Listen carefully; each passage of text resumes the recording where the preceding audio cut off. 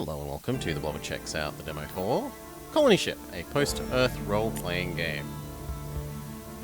Hero mode is the easy mode, designed to maximize your chances to win fights and reduce frustration. You wouldn't have to back down or worry about the odds, instead you'll just have a good time and kick some ass like a hero. If this is your preferred playstyle, this is the mode for you. Underdog is the default difficulty mode, integrated into the setting.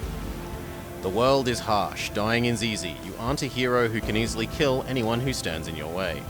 You might have to walk away from fights that you can't win or make decisions a true hero wouldn't. And master the combat system just to even the odds. If it says it's the best way to experience the game, we'll say sure.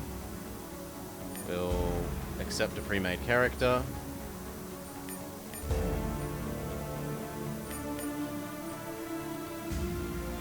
We are Basher, Educated, and Mastermind. Ah, no, these are the different builds you can pick. So do we want Hulk Smash?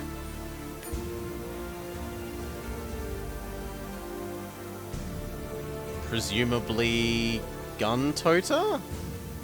Yeah. Or a person who talks through their problems.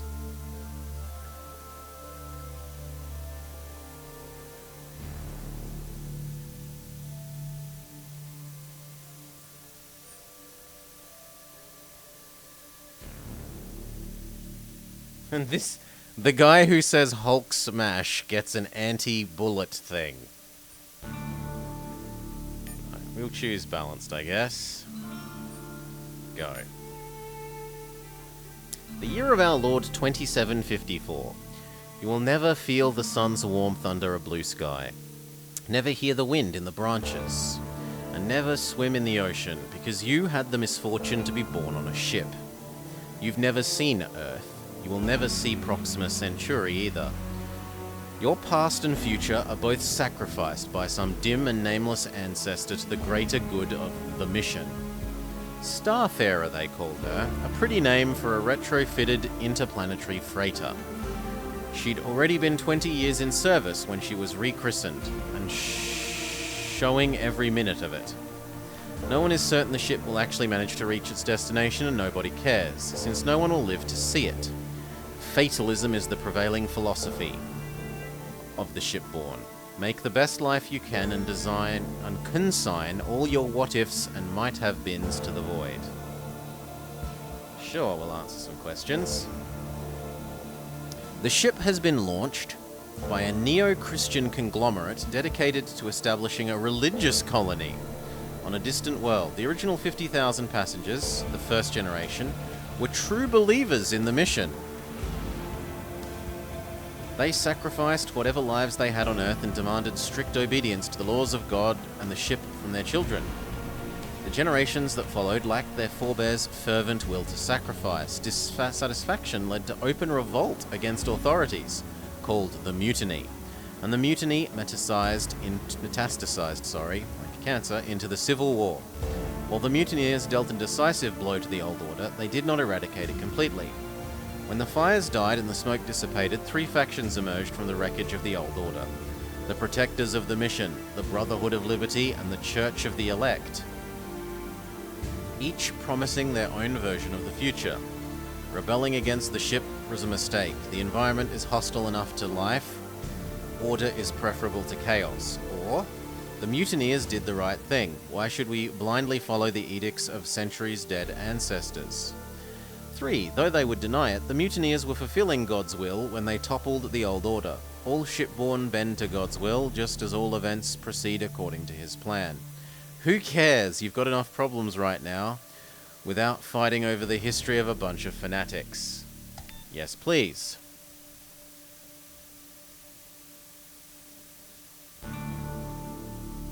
In fact, you would go even further and say, the farther away you stay from them, the better.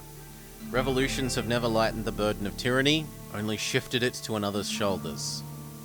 You cut off one head of the Hydra, and 3 more take its place. Next time we'll do it right.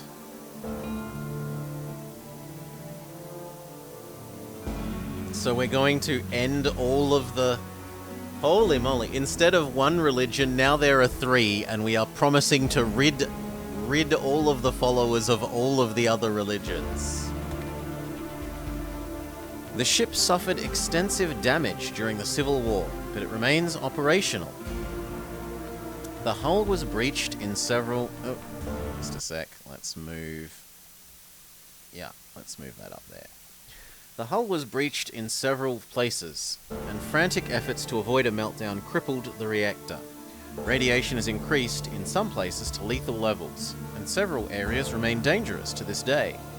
When a small percentage of children in the habitat were first born deformed, they were branded mutants and shunned. The young were abandoned, and those whose defects didn't manifest until later were driven out. With the condition of the fusion reactor degrading to dangerous levels, the number of volunteers for jobs in areas exposed to radiation remains few. The mutants negotiated a pact, granting them protection from harassment and violence in exchange for maintaining the engines and other ship vitals. You've always thought that. The mutants are an abomination to the sight of God. We should have eliminated their twisted kind. The mutants have proved themselves by taking care of the reactor. Who better to be exposed to radiation than those already affected by it? We are all God's children, even those with webbed fingers or deformed faces. Are you so beautiful that you can shun them?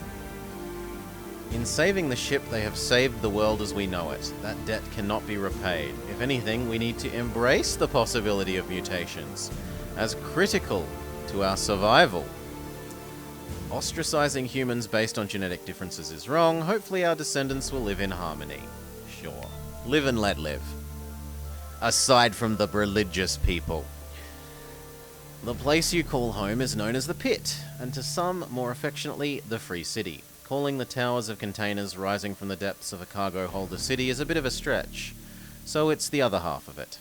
With no kind of law or government, freedom mostly means you're free to kill or be killed. On the plus side, housing is cheap, and keeping overhead low is a priority when you have nothing. The real city, a metropolis sprawling across many decks, is called the Habitat. It offers much better living conditions for those who can afford it. But to live there, you have to pick a side among the factions vying for control. Nobody gives a damn about their struggles, or those of the Pit, but like Earth before it, nothing is free. Just keep in mind you might get more than you sign up for. Freedom means freedom from laws. Some kinds of rules are necessary, else we descend into anarchy. If freedom means living in an interplanetary shipping container and sleeping with a gun under your pillow, these pit dwellers can keep it. Personal freedom is a luxury the shipborn cannot afford. To serve the state is to serve your brother, to serve your sister, and to serve yourself. No freedom. So communism. Freedom bad. Rules good. And just anarchy. So we will be the communist anti-religion faction, sure. The ship is en route to Proxima b, an Earth-like planet orbiting Proxima Centauri. After launch, a deep space probe transmitted highly detailed images of the surface, revealing but one minor setback. This very habitable world is already inhabited. Since the voyage is estimated to take 400 years, it's possible that by the time the ship arrives, the colonists will encounter a mature civilization, corresponding to Earth's late Middle Ages. What setback? Though unanticipated, the slaves will provide an excellent resource from the colony. We'll make every effort within reason to accommodate the savages, setting aside clearly demarcated zones for them to pursue their own lives. When true freedom exists, there will be no government.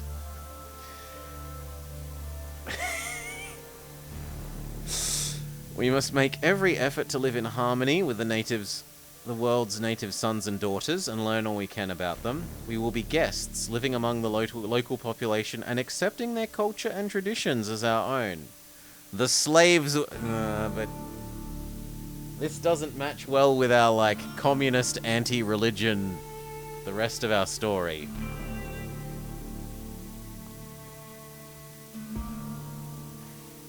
We will attempt to harmonize.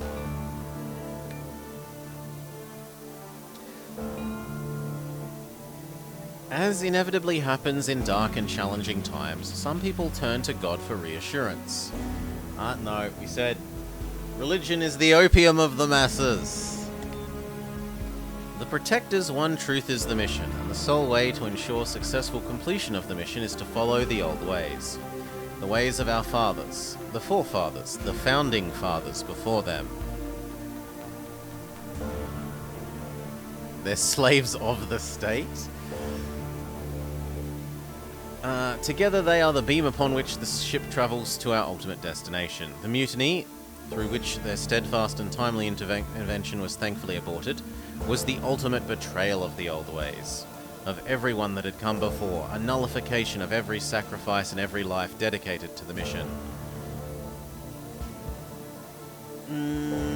The Protectors cling to the long-gone past. They're a problem, not a solution. They should be more flexible.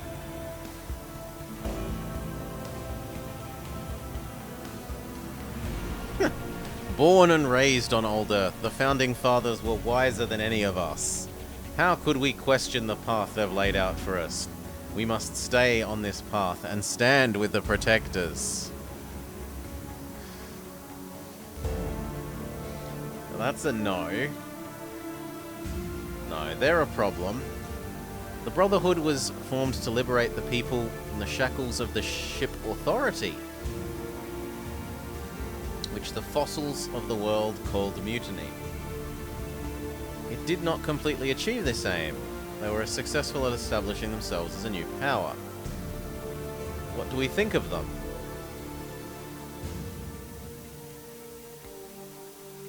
He who fights monsters should look at himself, lest he become the monster.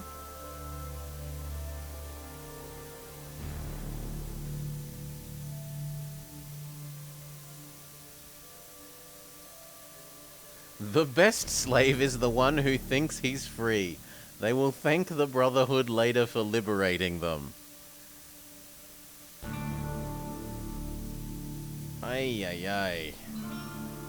No, we'll go with the keep an eye on yourself thing. Your beliefs and opinions may change and evolve over the course of the game.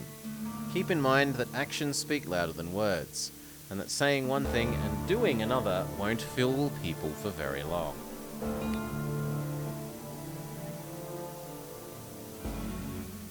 Start! The Pit. Ever since you were a kid, this has been your home. The sprawling heap of vacant cargo containers, slowly getting filled up with those who can't afford to stay in the habitat or needing to get away from its bosses and factions. Out here, folks have lived free and died fast, with those who survive earning their keep by either diving into the wreckage of Mission Control and bringing back valuable relics, or figuring out a way to make money off the fools who do the diving. From the day it sprang up like a patch of mould on this rich substrate, the Pit has been overshadowed by Jonas Redford, the canny, cagey son of a bitch who planted its first spike. The de facto mayor of a town with no government, he holds court in the Promised Land, the Pit's only brothel and the base of operations for his network of thugs and whores. As the Pit has grown, Jonas's seat at the top has gotten shakier. When the Brotherhood of Freedom threatened to annex the town, concerned citizens banded together and hired the Regulators, a mercenary gang led by Jeremiah Braxton, to keep the Brotherhood out. But now, as Braxton's gunmen swagger under the neon lights, some folks have started thinking it's time for the Pit to get a little law and order, and whether Braxton might be the next man to wear a sheriff's star. You open your eyes to a grey hull metal ceiling, one panel of which flickers yellow, indicating day shift. You overslept, not that it matters. With a grunt, you roll off your stained mattress and open the window to let some fresh air in. Like everything else around here, fresh is relative. The ship does its best to recycle air and water, but cargo holds aren't high on the priority list. You breathe in metal and burning oil and look up. 4 of the bridge's 6 projectors are still operational, shining dully on the container towers of Cargo Hold 3, better known as the Pit, the Free City. Calling the Pit a city is a bit of a stretch, but so is calling this reddish-brown liquid water. You've read that water is supposed to be clear and cities are supposed to be big, but no shipborne has ever seen either of them. Maybe in another 100 years, water will look and taste like oil, and people will be talking about the good old days when it was the colour of rust.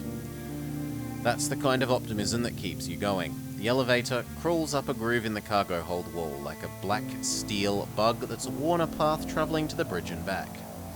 It's time to get up there and earn a few credits, but first you need a drink. For the last few years, you've been doing odd jobs for Tanner, a local hustler with a nose for making money. He's never tried to screw you over, which is honestly as close to virtuous as you get in this town. Still, there's a first time for everything. Whiskey Jack added to the map. Meet Tanner in a nearby bar called Whiskey Jack. Don't forget your gun, you never know when it might come in handy. A rusty pipe pistol, a crude bolt-action pipe rifle, a makeshift shotgun, or a shoddy submachine gun. I think we'll go with a rifle, right? A backup weapon, perhaps, if you run out of bullets. Crowbar. Quest, the Holy Grail. Go to Whiskey Jack.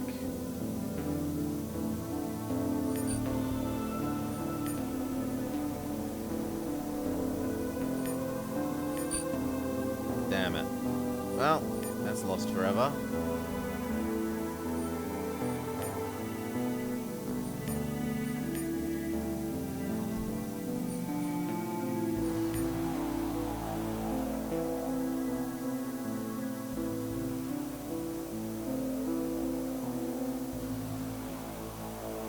Armor handling -1.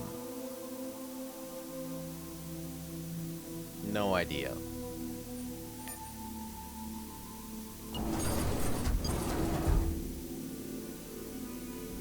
Hello, I want to use the door.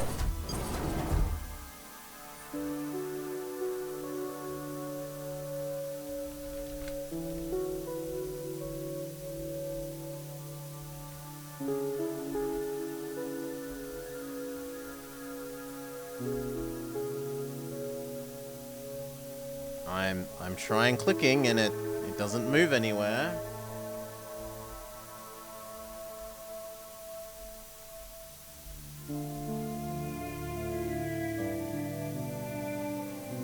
Oh, you can't just like click on the world, you have to click on people. Charlie, I'm done with this town, says Charlie, his eyes empty and lifeless. 2 years, I've been here and what do I have to show for it? Nothing. You gonna go back to the habitat? I guess so. It doesn't seem so bad now, the habitat. I don't know what I was thinking. Take care.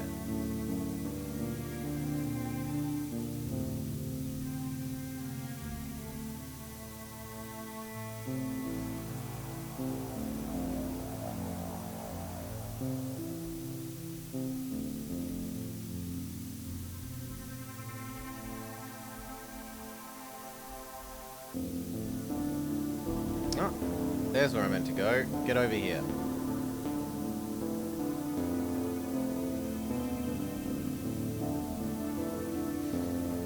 Tanner, I've got a job for you, Uriel. Interested? What kind of job? An easy one. He pulls a plastic rectangle from a compartment inside his sleeve and slides it towards you. The card is old and worn, its colour long faded, but its rusted print on the front is still as clear as the day it was stamped. A2. The Armory, Level 2. The holy grail of every scavenger on the ship. During the mutiny, the rebels looted every depot on the first level, but the automated defences on the second level stopped them dead. Literally. The same turrets have dissuaded every scavenger since. Is it real? Is it real? Son, if you don't have the stones for it, just say so. Every scav worth his salt has been searching for this card for decades. How did you find it? I have my ways, he smiles. I wasn't looking for a long-lost access card, since I'm not a fool. I was looking for Technical Officer Ulysses Colton. He pauses so that you can show your admiration of his savvy. He had the card? Never heard of him. Only 3 technical officers had access to level 2, he says, illustrating this fact with 3 dirty fingers. 2 were killed during the mutiny. Their access cards never recovered. Possibly they were lost, maybe destroyed. The 3rd was never confirmed dead. He just vanished. I asked myself, where would an ex-technical officer hide himself? Everyone thought the Protectors or the Church were the safe bets. Nobody looked for him in the Brotherhood, part of the habitat. How did you find him? He pulls a blasted energy pistol from his belt. This is his sidearm. He changed his name, but he couldn't change the serial number of his gun. Once I found that serial number, the rest was easy. His granddaughter sold the pistol 20 years ago. Do you know if the card works? There's only one way to find out, he says, giving you a unnerving smile. Go see for yourself. When you come back, we'll have a proper conversation. Alright, so here's the big question. Why me? I can't do it alone and I wouldn't trust anyone else. Keep the pistol. Consider it an investment in our enterprise. It's not going to be an easy trip. Take your time to get ready, do you hear me? You have any idea what might be there? Whatever it is, it might be worth a lot of money, he says with certainty. We'll hold out for the right buyer and we'll live like kings for the rest of our days. I'd feel safer if I had someone to watch my back. Take Evans. I saw him at Abe's store earlier today. The dumb bastard almost shot me. Sounds like the right man for the job then. Go talk to Evans.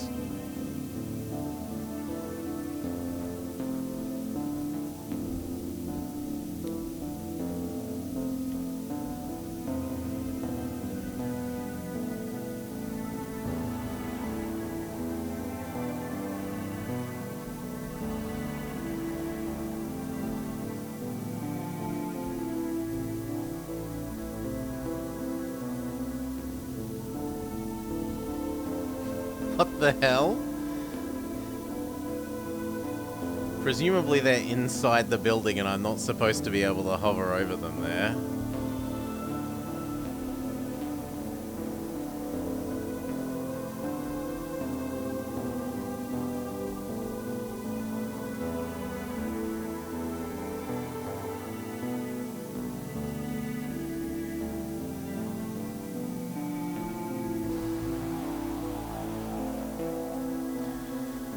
So far I would say this could really use a, little blue tick on the side of the map pointing to wherever your current goal is. Because I have no idea where. Where is Evans? Who is Evans? There's a Xavier.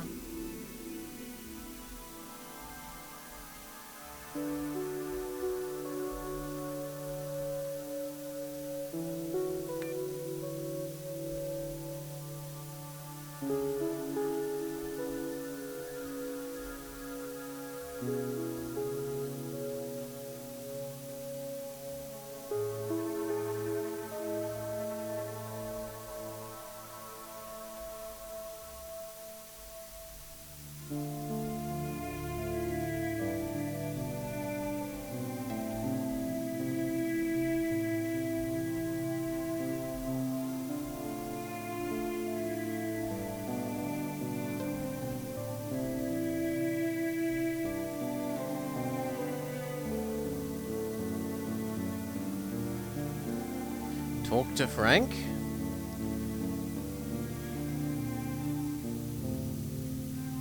Looking for anything in particular? Asks the storekeeper with an unconvincing smile. I'd like to buy a gun. Browse his wares.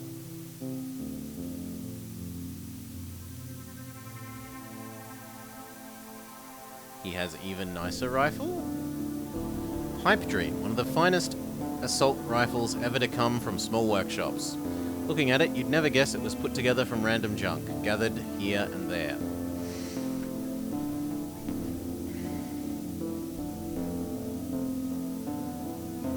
But it's actually worse than my damaged energy pistol.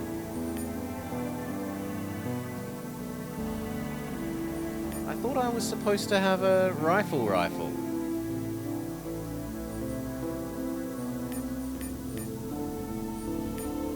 Where's my rifle?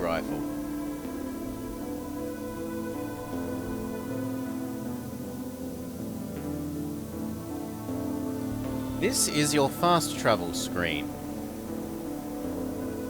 Different locations are on the left. Notable places are on the right. Double-click to travel.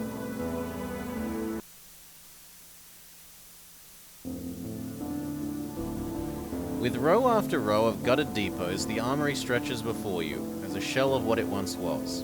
The mutineers hit it hard and fast, overrunning the surprise security forces and stripping it of supplies, weapons, and armor meant for the future colony, which flooded the ship, turning the mutiny into a full-fledged war. The ship authority held its own in the end, keeping control of the lower decks, but at a great cost that went far beyond the armory's lost supplies. Explore the armories.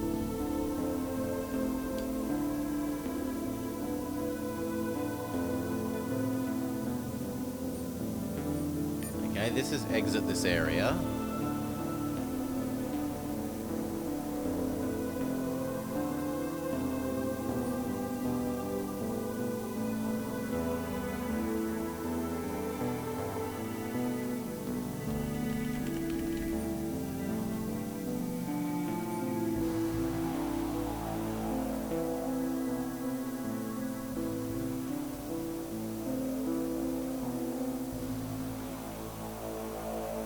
Explore the depot. I mean, I feel like I've hovered over everything here and... Oh no, there's a control panel.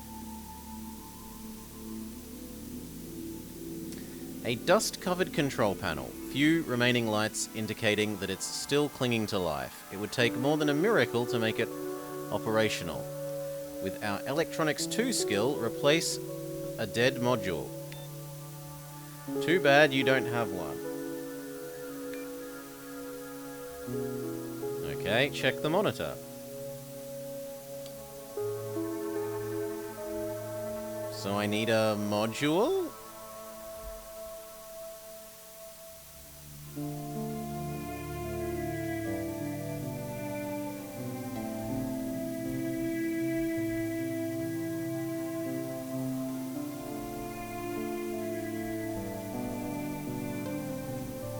I don't want to have to pixel hunt to find all the interactables.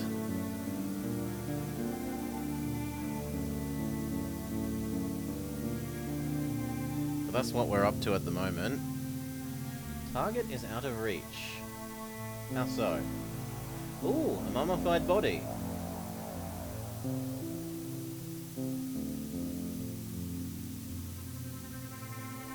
Too heavy to move by hand.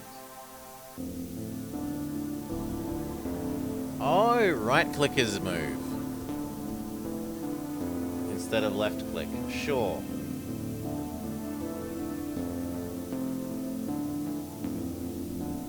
Several devil frogs are tearing strips of flesh from a long dead corpse. Judging from the hole in his chest, it was a shotgun blast that did him in, not the frogs.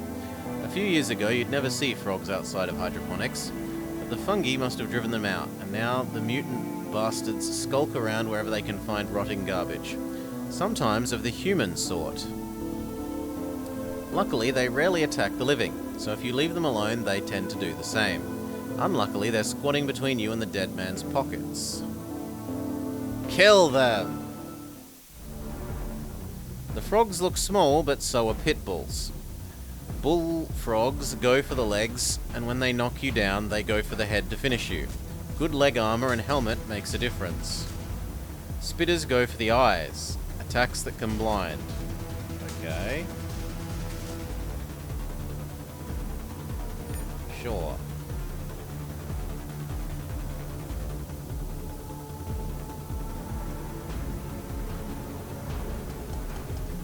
Start combat.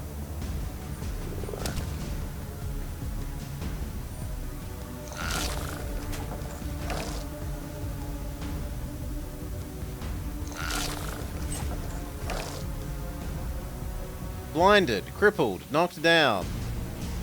You have no actions.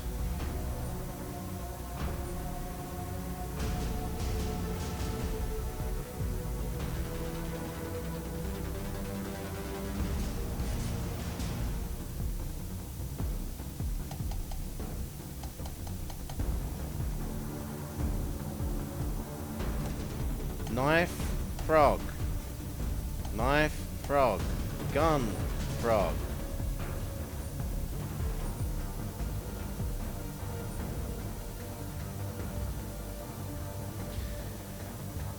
Woo! Nah, sorry game, you've lost me.